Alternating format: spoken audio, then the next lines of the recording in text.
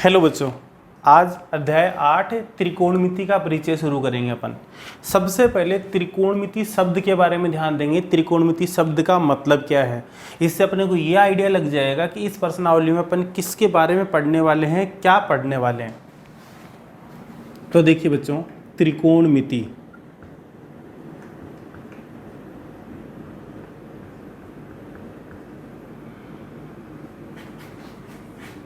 English में बोलते हैं इसको ट्रिग्नोमेट्री।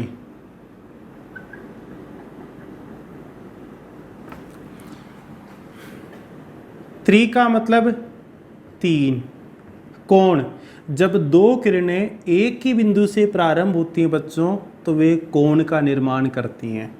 और मिति, मिति का मतलब अध्ययन।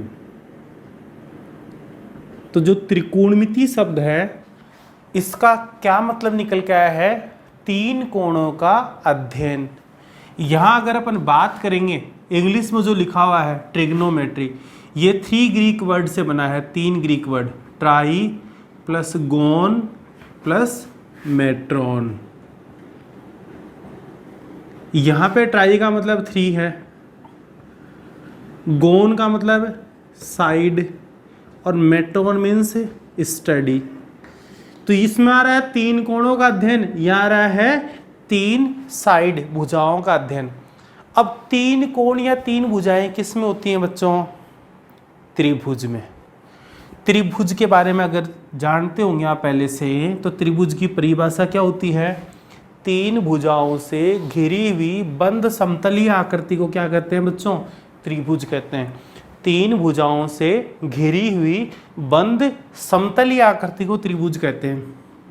मान लीजिए मैंने इसका नाम दे दिया है ए बी सी, तो ए बी बी सी ए सी, ये तो इस त्रिभुज ए बी सी की क्या हो गई, भुजाएं। दो दो भुजाएं जिन बिंदुओं पे प्रतिच्छेद करनी है उन प्रतिच्छेद बिंदुओं को क्या कहेंगे अपन, शीर्ष कहेंगे। तो यहाँ पे ए बी सी ये क्या है, शीर्ष हैं। दो भुजाओं और शीर्ष से अंदर की तरफ बना हुआ जो कोण है वो तो क्या कहलाएगा, उस त्रिभुज का अंतः कोण। या सिर्फ अपन कोण शब्द काम में लेंगे कि ए बी सी, अगर त्रिभुज ए बी सी मान लो ए बी सी के कोण हैं, या अपन कोई थीटा वगैरह कोई कोण के लिए ले रहे हैं, जहाँ भी कोण शब्द आएगा ना, कोण का मतलब हमेशा अपन अंतः कोण की बात करेंगे। ये कोण या अंतः कोण, जैसे अपन बोलते हैं कि त्रिभुज के तीनों कोणों का योग क्या होता है, 180 डिग्री होता है। वास्तव में तो क्या है कि त्रिभुज के तीनों अंतः कोणों का योग क्या होता है, 180 डिग्री। लेकिन कोण शब्द से भी मतलब अपन अंतः कोण ही रखते हैं। एक होता है अंतः कोण, एक होता है बहिष्कोण या बाह्य कोण। जब त्रिभुज की किसी एक भुजा को आगे की तरफ बढ़ा दे और जो दूसरी वास्तविक भुजा है उनके मध्य का बाहर की तरफ जब बना हुआ जो कोण है वो क्या होता है, बहिष्कोण या बहिर्कोण भी बोलते हैं उसको, या बाह्य कोण। तो अपन जो बात कर रहे हैं कोण का मतलब यहाँ अंतः कोण से संबंधित बात करें तो त्रिभुज में तीन तो कोण हो गए, ए बी सी, तीन ही भुजाएं हो गई। तो अपने को क्या करना है, त्रिकोणमिति में तीन कोणों का या तीन भुजाओं का अध्ययन करना है। मतलब सीधे सीधे शब्दों में अगर मैं कहना चाहूँ तो अपन त्रिकोणमिति में क्या करने वाले हैं, त्रिभुज से संबंधित जो गुण धर्म होंगे उनका अध्ययन करने वाले हैं। तो इसका मतलब जो त्रिकोणमिति है वो किससे संबंधित है, वो त्रिभुज के गुण धर्मों पे आधारित है।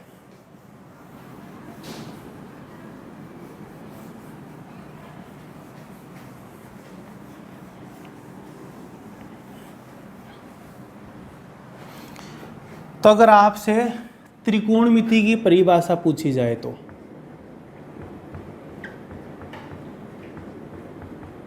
त्रिकोणमिति है क्या, अगर परिभाषा के बारे में बात करें तो क्या होगा, गणित की वह शाखा, गणित की वह शाखा जिसमें त्रिभुज की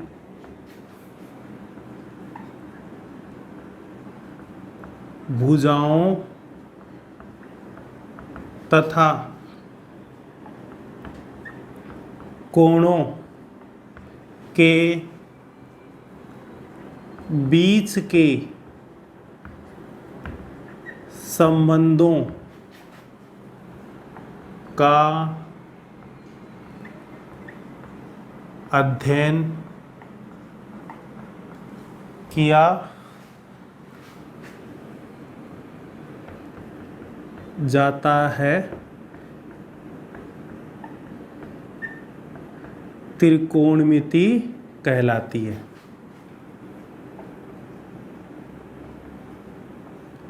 जैसे मान लो आप हॉस्पिटल में जा रहे हो, अगर किसी को कान दिखाना है तो कान वाले विभाग में जाओ, दांत दिखाना है तो दंत रोग चिकित्सक के उनके पास में जाओ, तो अलग अलग विभाग बने होते हैं। तो वैसे ही क्या है, गणित में भी क्या है, अलग अलग विभाग बने हुए हैं। गणित में भी अलग अलग शाखाएं हैं कि अगर आपको कोई डेटा वगैरह दे रखा है उसके एनालिसिस करना तो सांख्यिकी विभाग में जाओ आप।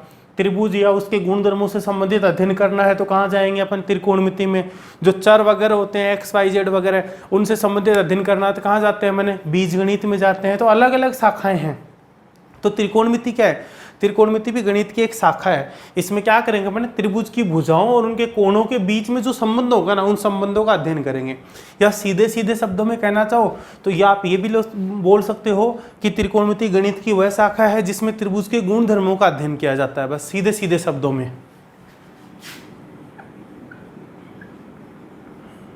अथवा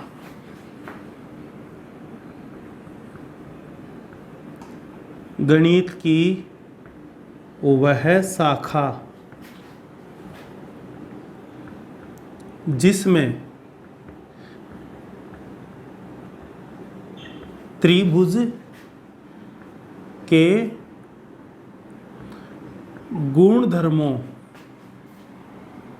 का अध्ययन किया जाता है, क्या कहलाएगी, त्रिकोणमिति कहलाएगी। तो ये तो बात होगी त्रिकोणमिति की।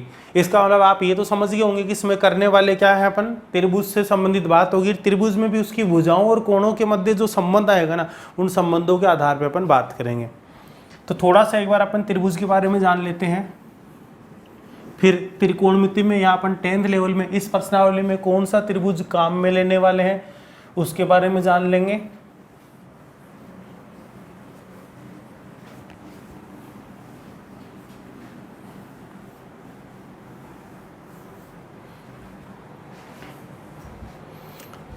देखो बच्चों, त्रिभुज,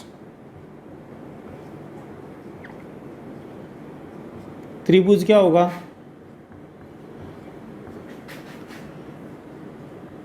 तीन भुजाओं से घिरी हुई बंद समतलीय आकृति। इतना लिख के छोड़ रहा हूँ, पूरा लिखना चाहो तो आकृति को त्रिभुज कहते हैं, वो लिख देना। तीन भुजाओं से घिरी हुई बंद समतलीय आकृति क्या होती है, त्रिभुज होती है। अभी थोड़ी देर पहले बता दिया था। इस त्रिभुज में भुजाएं क्या होती है, कोण क्या होगा, शीर्ष वगैरह क्या होगा, ये 5वीं 6ठी क्लास की बात है, ये आपको अच्छे से पता है पहले से। अब देखो त्रिभुजों का जो वर्गीकरण है, क्लासिफिकेशन, वो किस आधार पे किया गया है,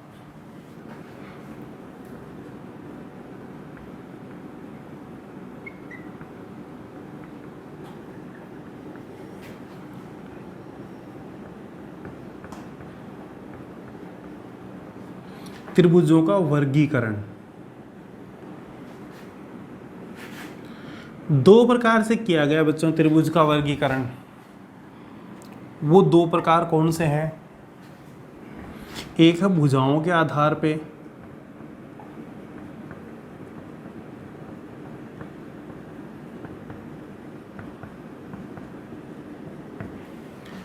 और दूसरा किया गया है कोणों के आधार पर।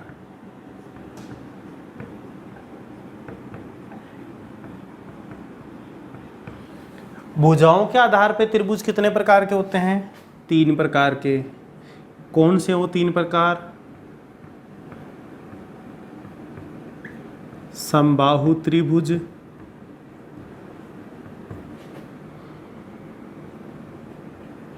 समद्विबाहु त्रिभुज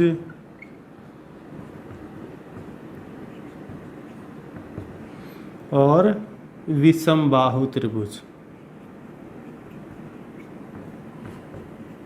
ये छठी सातवीं क्लास की बातें हैं बच्चों। सिर्फ अभी मैं इनके बारे में समझा के छोड़ दूंगा, लिखवाऊंगा कुछ भी नहीं अभी, क्योंकि ये कोई नहीं पूछेगा यहाँ से इस प्रश्नावली में। तो सबसे पहले भुजाओं के आधार पे त्रिभुज कितने प्रकार के? 3 प्रकार के। क्या नाम है उनका?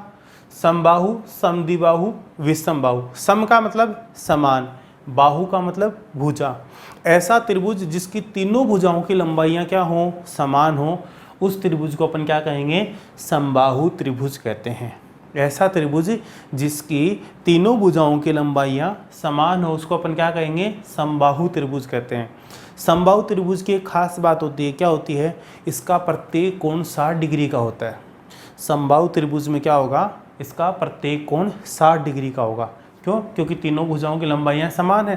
त्रिभुज में जो समान लंबाई की भुजाएं होती हैं उनके विपरीत कोण भी क्या होते हैं? समान होते हैं। तो तीनों भुजाओं की लंबाइयाँ समान है तो तीनों कोण भी समान होंगे। अगर हर कोण को मैं x मानता हूँ तो x प्लस x 3x, तीनों कोणों का योग कितना होना चाहिए? 180 डिग्री। तो 180 में 3 का भाग देंगे तो प्रत्येक कोण कितना मिल जाएगा अपने को? 60 डिग्री का मिल जाएगा। तो समबाहु त्रिभुज का प्रत्येक कोण कितना होता है? 60 डिग्री का होता है। दूसरी बात, जो दूसरा प्रकार है वो क्या है? समद्विबाहु त्रिभुज। सम का मतलब समान, द्वि का मतलब 2, बाहु का मतलब भुजा। तो ऐसा त्रिभुज जिसकी कोई 2 भुजाओं की लंबाइयाँ क्या हो? समान हो, क्या कहलाएगा? समद्विबाहु त्रिभुज कहलाएगा।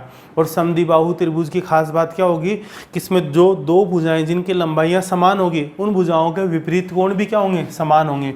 जैसे मान लो ये त्रिभुज है ABC, इसमें मैं AB बराबर AC ले रहा हूँ, तो इस भुजा का सम्मुख कोण तो हो गया C और इस भुजा का सम्मुख कोण हो गया B।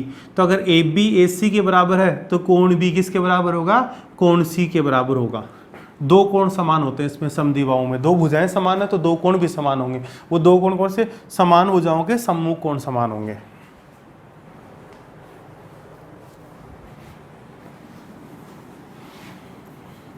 लास्ट में बच गया बच्चों विषमबाहु त्रिभुज। ऐसा त्रिभुज जिसकी तीनों भुजाओं की लंबाइयाँ क्या हो? अलग अलग हो, भिन्न भिन्न हो, वो त्रिभुज क्या कहलाएगा? विषमबाहु त्रिभुज। इनमें से कोई भी त्रिभुज अभी अपने काम का नहीं इस प्रश्नावली में, उनसे संबंधित कोई बात नहीं करेंगे अभी। देखो कोणों के आधार पे, अब कोणों के आधार पे अगर वर्गीकरण करेंगे तो कोणों के आधार पे भी त्रिभुज 3 प्रकार के होंगे। वो 3 प्रकार कौन कौन से हैं? न्यून कोण त्रिभुज,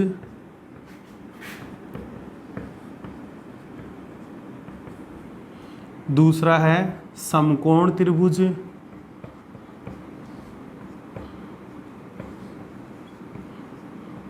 और तीसरा है बच्चों अधिक कोण त्रिभुज।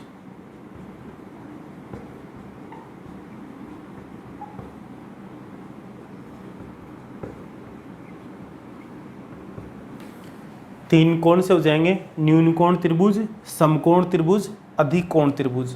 एक बार अपन इन त्रिभुज से पहले सिर्फ इनके बारे में जान लेते हैं, न्यून कोण, समकोण और अधिक कोण क्या होता है। देखो जब 2 किरणें एक ही बिंदु से प्रारंभ होती हैं तो क्या करती हैं? एक कोण का निर्माण करते हैं। जैसे इसका नाम A दे दिया, इसको O दे दिया B। तो OA क्या है? कोण की भुजा है। OB क्या है? कोण की भुजा है। ये O क्या है? ये कोण का शीर्ष कहलाएगा। कोण को अपन प्रतीक के रूप में लिखेंगे तो ऐसे लिखेंगे कोण का चिन्ह, और नामकरण करेंगे तो जो शीर्ष है वो हमेशा बीच में आएगा कि या तो इसको AOB लिखूंगा या BOA लिखूंगा मैं। ये प्रारंभिक भुजा, एक भुजा को स्थिर रखते हो, मान लो दूसरी भुजा को घुमा रहे हैं अपन, तो ये अंतिम भुजा। ये 9th क्लास में आप पढ़ चुके हो पहले भी। अब रोटेशन भी यहाँ पे 2 प्रकार का होता है, एक क्लॉकवाइज होता है, एक एंटी क्लॉकवाइज, वामावर्त और दक्षिणावर्त होता है। ठीक है, तो इसमें क्या करना है आपको? ये धनात्मक होगा, ऋणात्मक, वो 11th क्लास की बातें हैं। जबकि क्लॉकवाइज डायरेक्शन जब लेके चलेंगे अपन घड़ी की सुई की दिशा में नीचे की तरफ, तब कोण का मापन ऋणात्मक होता है। एंटी क्लॉकवाइज घड़ी की सुई की दिशा के विपरीत दिशा में लेके चलते हैं तो कोण का मापन धनात्मक करते हैं। ये बात की बातें हैं, अभी छोड़ो इस चीज को। तो ये देखो, मान लो इसको मैं प्रारंभिक भुजा मान रहा हूँ, ये अंतिम भुजा, तो प्रारंभिक भुजा के सापेक्ष अंतिम भुजा का जो घूर्णन है वो घूर्णन क्या कहलाता है? उस कोण की माप। कोण का मान नहीं होता बच्चों, कोण की माप होती है जैसे 30 डिग्री का कोण है, 45 डिग्री का कोण है, 60 डिग्री का कोण है, 80 डिग्री का कोण है, ये कोण के मान नहीं है, ये क्या है, कोण की माप है। तो ये हो गया कोण की परिभाषा। कोण की परिभाषा क्या हो जाएगी, जब दो किरणें, देखो जिसको अनंत तक अपन दोनों तरफ बढ़ा सकते हैं उसका नाम है रेखा। रेखा में अगर एक सिरा फिक्स कर देता हूं तो बन जाएगी किरण, और अगर रेखा के दोनों सिरे फिक्स कर दूं मैं, जिसको कहीं नहीं बढ़ा सकते, फिक्स हो गया, वो रेखा खंड होता है, रेखा का खंड, टुकड़ा, निश्चित लंबाई का हिस्सा। तो यहाँ अपन बात करें किरणों की, कि देखो यहाँ पे ये वाला हिस्सा तो फिक्स हो गया, इसको अपन अपनी सुविधानुसार कितना बढ़ा सकते हैं। तो जब दो किरणें एक ही बिंदु से प्रारंभ होंगी तो क्या करेंगी, कोण का निर्माण करेंगे। अब कोण भी कई प्रकार के होते हैं, तो कोणों के नामकरण की बात करते हैं अपन।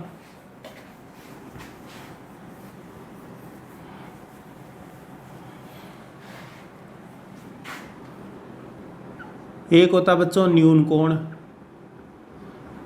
न्यून कोण क्या होगा, 0 डिग्री से बड़ा और 90 डिग्री से छोटा जो कोण होता है। 0 डिग्री का कोई कोण नहीं होता है, 0 डिग्री से बड़ा और 90 डिग्री से छोटा। तो ऐसा कोण जिसका माप 0 डिग्री से बड़ा, 90 डिग्री से छोटा। कई देखो किताबों में परिभाषा क्या मिलती है, 90 डिग्री से छोटे कोण को न्यून कोण कहते हैं। अब 90 डिग्री से छोटा कितना छोटा, -10 भी तो 90 से छोटा ही होता है, माइनस का 20 भी तो क्या होता है, 90 से छोटा होगा। तो 0 भी ले सकते हैं क्या, नहीं। तो 0 से 90 के बीच के कोण को न्यून कोण कहेंगे, 0 या उससे लेस नहीं जाएंगे अपन, ठीक है ना। फिर बात आएगी समकोण। समकोण क्या होता है, 90 डिग्री का कोण। जब कोण का माप 90 डिग्री हो तो 90 डिग्री के कोण को अपन क्या कहेंगे, समकोण। समकोण को कैसे दर्शाते हैं अपन, न्यून कोण के लिए प्रतीक इस टाइप से रहता है, समकोण के लिए प्रतीक इस टाइप से रहेगा, ये एक दूसरे के लंबवत होंगे। यहाँ पे अपन ये वर्ग जैसा बना देते हैं इसमें, समकोण को दर्शाने के लिए। फिर अगला जो कोण होता है बच्चों, वो होता है अधिक कोण। अधिक कोण क्या होगा, ऐसा कोण जिसका माप 90 डिग्री से तो बड़ा हो लेकिन 180 डिग्री से छोटा हो। इस प्रकार का कोई कोण बनेगा, उस कोण को अपन क्या कहते हैं, अधिक कोण कहेंगे। फिर आएगा सरल कोण या रिजु कोण। 180 डिग्री के कोण को अपन क्या कहते हैं बच्चों, सरल कोण या रिजु कोण। एक सरल रेखा पे बना हुआ कोण हमेशा क्या होता है, सरल कोण होता है। क्यों होता है, क्योंकि उसका माप 180 डिग्री होता है। तो 180 डिग्री के कोण को अपन क्या कहते हैं बच्चों, सरल कोण या रिजु कोण कहेंगे। उसके बाद में वृहत कोण, वृहत या वृद्ध लिखा हुआ था कई जगह, वृहत कोण। ऐसा कोण जिसका माप 180 डिग्री से तो बड़ा हो लेकिन 360 डिग्री से छोटा हो। इस प्रकार का जैसे कोई कोण बन गया, ये वाला, ये क्या होगा, वृहत कोण। और लास्ट में एक नाम और बचता है बच्चों, पूर्ण कोण। 360 डिग्री के कोण को अपन क्या कहते हैं, पूर्ण कोण। अगर प्रतीक रूप में बनाना चाहें तो अपन एक ही किरण बना के इसके ऐसे गोला बना देते हैं कि ये जहाँ से शुरू हुई थी घूम के वापस वहीं आगे पूरा एक चक्कर कट गया। तो पूरे एक चक्कर पे कितना कोण बनता है हमेशा, 360 डिग्री। इसलिए इसका नाम क्या है, पूर्ण कोण है, पूरा एक चक्कर राउंड कंप्लीट होने के बाद में। तो 0 डिग्री से बड़ा, 90 डिग्री से छोटा, 0-90 के बीच के कोण को न्यून कोण, 90 डिग्री के कोण को समकोण, 90 डिग्री से बड़ा 180 डिग्री से छोटे कोण को अधिक कोण, 180 डिग्री के कोण को सरल कोण या रिजु कोण, 180 डिग्री से बड़ा 360 डिग्री से छोटा कोण वृहत कोण, और 360 डिग्री के कोण को क्या कहेंगे अपन, पूर्ण कोण कहेंगे।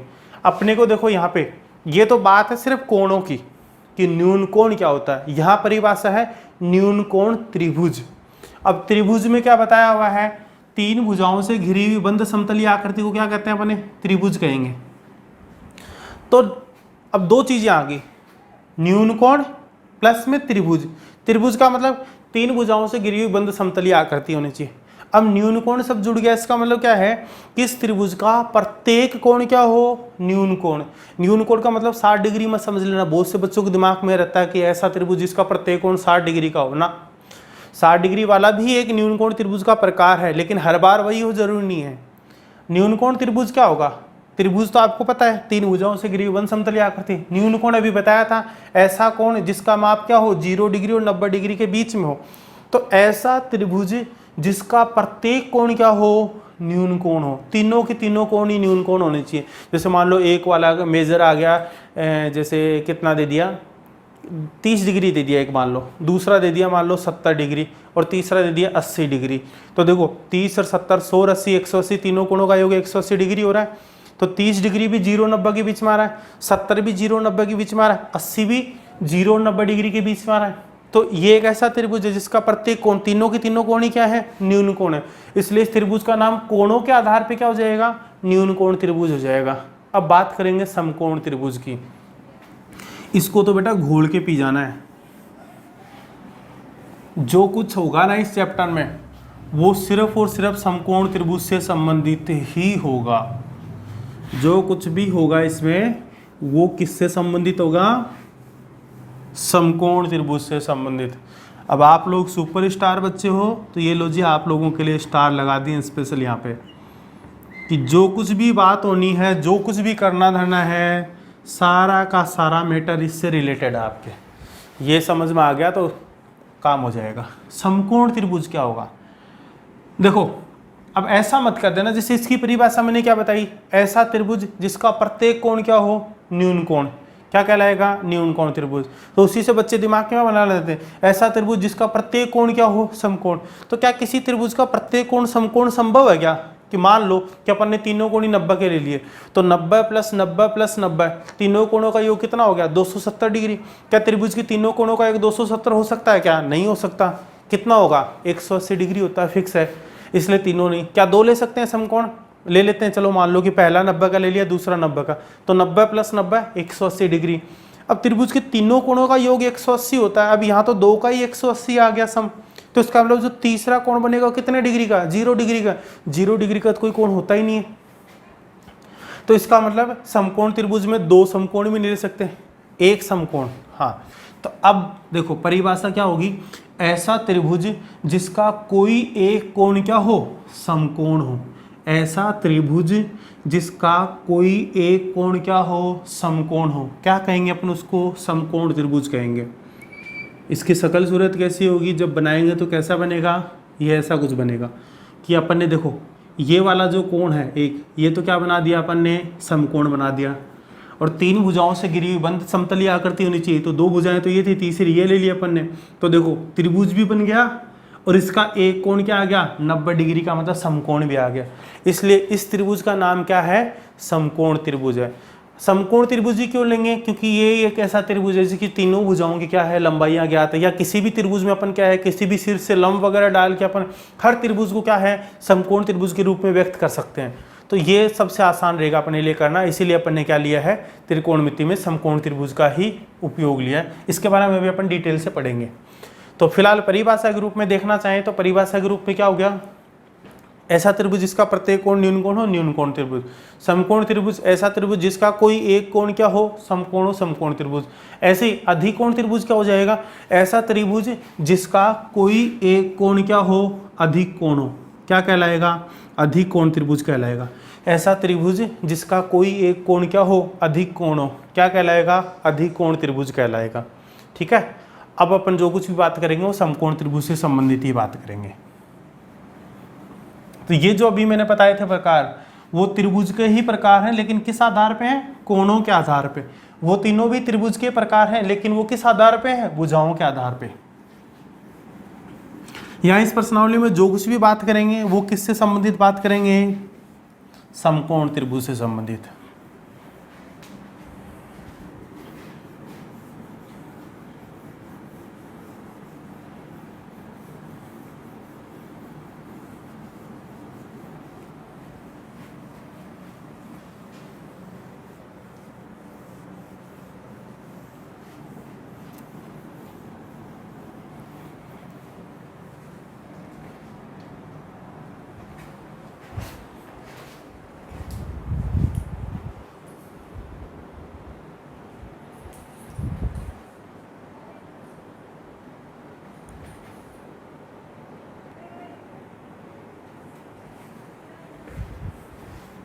हाँ बच्चों, अब देखिए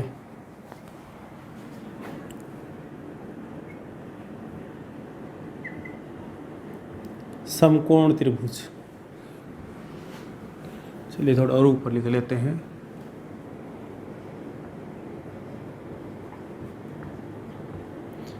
समकोण त्रिभुज क्या होता है बच्चों? समकोण त्रिभुज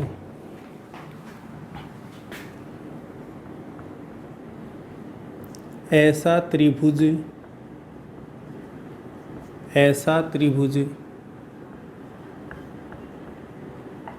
जिसका कोई एक कोण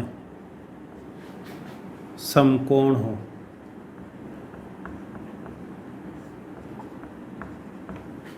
कोमा क्या कहलाएगा?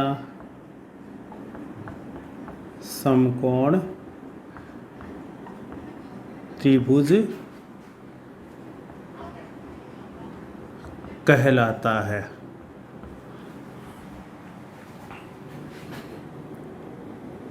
ये मान लीजिए बच्चों अपन ने क्या ले लिया? एक समकोण त्रिभुज ले लिया। इसका मैं नामकरण कर देता हूँ ए, इसको बी, इसको सी। अब समकोण त्रिभुज की तीनों भुजाओं का नाम होता है बच्चों, जो 90 डिग्री के सामने वाली जो भुजा है ना, उसका तो नाम क्या है? कर्ण है। कर्ण को अपन के से लिखेंगे। के मतलब कर्ण हो गया, याद रखने के लिए। फिर बाद में क्या अपन साइन थीटा कोस थीटा इनके लिए एक सूत्र बनाएंगे, तो वहाँ पे लंब को एल से लिखेंगे, आधार को ए से लिखेंगे, कर्ण का के से लिखेंगे, ठीक है ना। वैसे इंग्लिश में इसको हाइपोटेनस बोलते हैं, तो प्रॉपर जो वर्ड है वो तो एच होना चाहिए था, लेकिन अपन समझने के हिसाब से, ठीक है। 90 डिग्री के सामने वाली भुजा, या आप ऐसे बोल सकते हो कि समकोण त्रिभुज की जो सबसे बड़ी भुजा है उसका नाम तो क्या होगा? कर्ण होगा। फिर देखो यहाँ पे ये तो फिक्स हो गया 90 डिग्री का कोण है, इस कोण को तो अब लेना ही नहीं है। अब यहाँ पे ए और सी, इन दोनों में से किसी एक कोण को अपन आधार मानेंगे कि आगे जो भी अपने को बात करना, जो भी अनुपात वगैरह लेना है वो किस कोण के रेस्पेक्ट में आप ले रहे हो।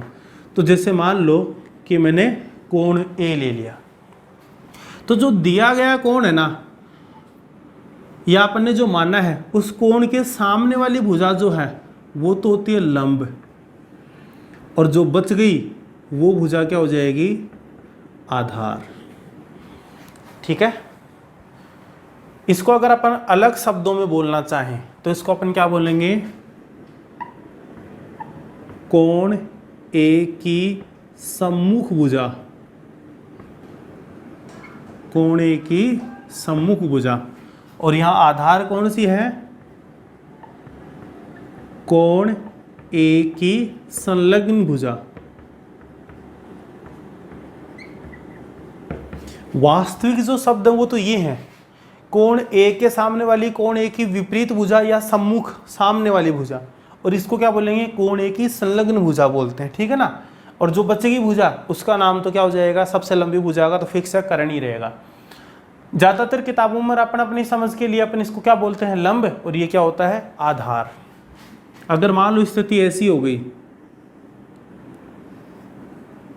कि समकोण त्रिभुज तो यही है ए बी सी, ये ए है, ये बी है, ये सी है, ये यहाँ पे 90 डिग्री का कोण बन रहा है, तो सबसे लंबी भुजा का नाम तो फिक्स है, सोचने की जरूरत ही नहीं है, कर्ण।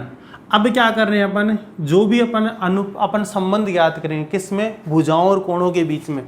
वो मान लो कोण सी के लिए ज्ञात कर रहे हैं, तो इस कोण सी के विपरीत जो भुजा है वो तो क्या हो जाएगी? लंब हो जाएगी।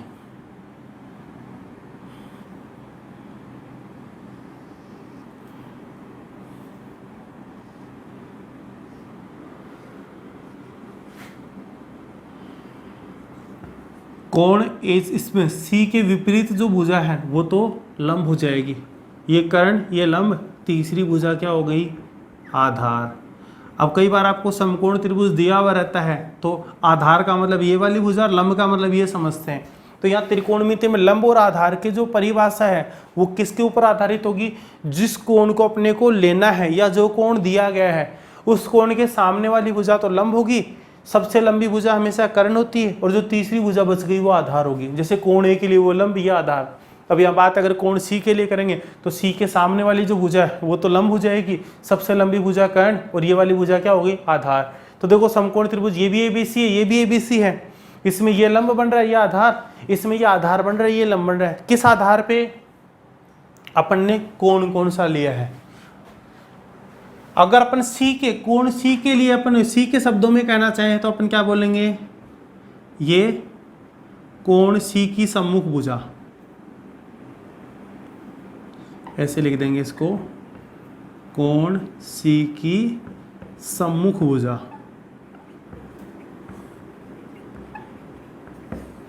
और ये क्या बन जाएगी? कोण सी की संलग्न भुजा।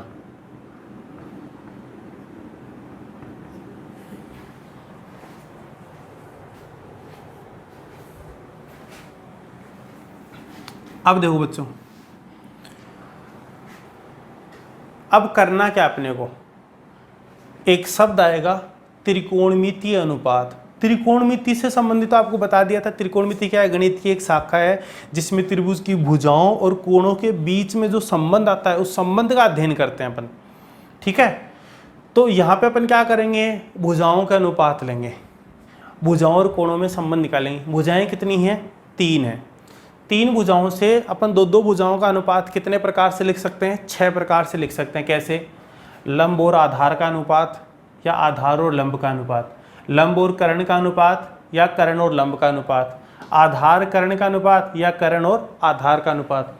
इन अनुपातों को अपन क्या कहते हैं? त्रिकोणमितीय अनुपात। तो 6 त्रिकोणमितीय अनुपात होंगे।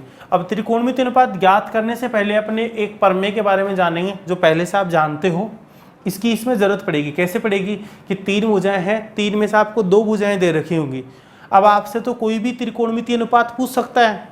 उस त्रिकोणमितीय अनुपात में किसी भी भुजा का किसी भी भुजा के सापेक्ष अनुपात आ सकता है। अब मान लो ऐसी स्थिति आ गई कि लंब और कर्ण दे रखा है, अनुपात आपसे लंब और आधार का पूछ लिया, तो क्या करना पड़ेगा? आधार ज्ञात करना पड़ेगा। तो आधार ज्ञात कैसे करोगे? उसके लिए एक प्रमेय है, पाइथागोरस प्रमेय।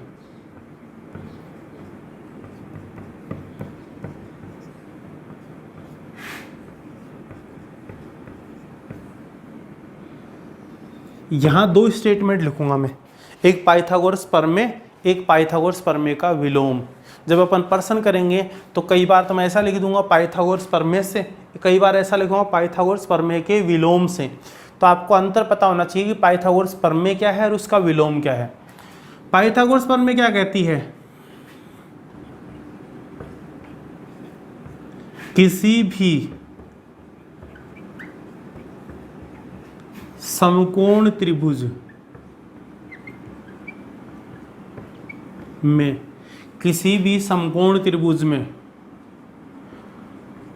सबसे बड़ी भुजा का वर्ग, किसी भी समकोण त्रिभुज में सबसे बड़ी भुजा का वर्ग शेष बची हुई 2 भुजाओं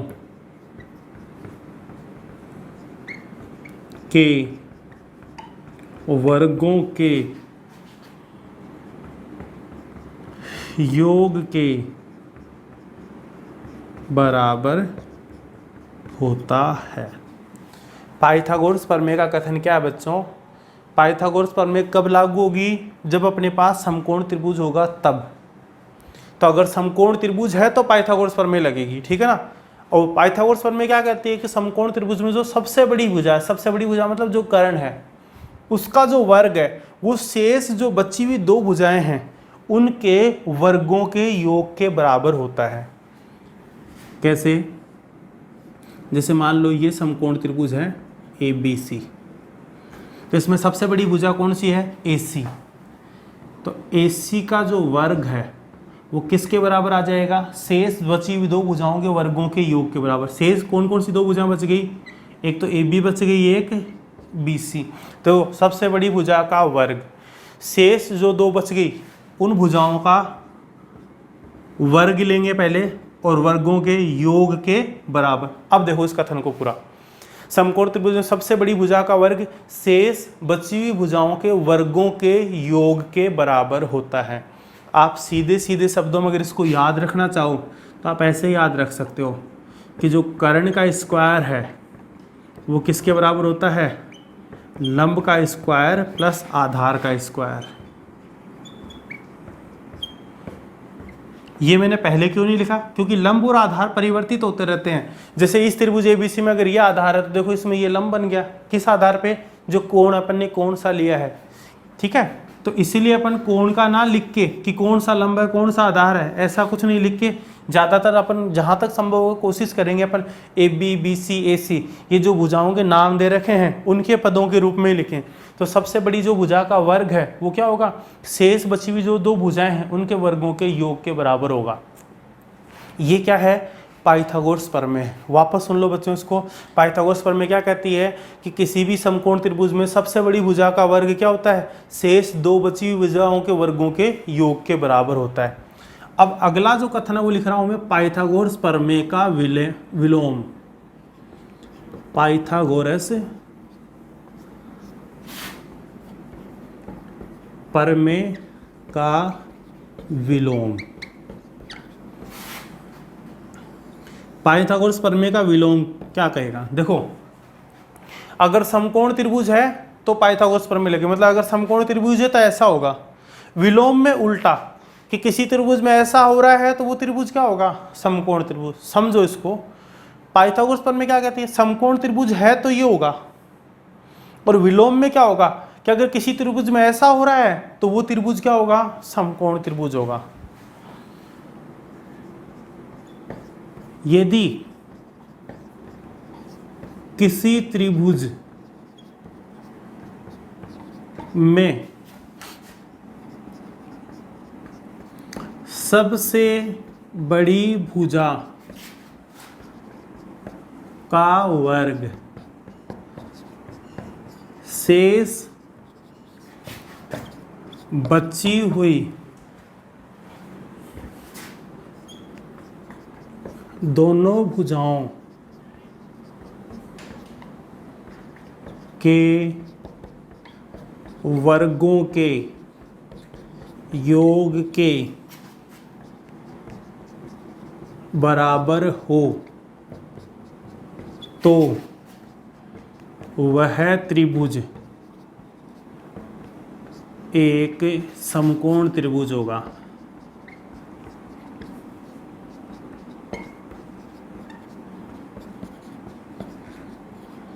इसमें देखो समकोण त्रिभुज है तो ये होगा, इसमें उल्टा है कि अगर सबसे बड़ी भुजा का वर्ग शेष बची हुई दोनों भुजाओं के वर्गों के योग के बराबर हो तो त्रिभुज क्या होगा, समकोण त्रिभुज होगा।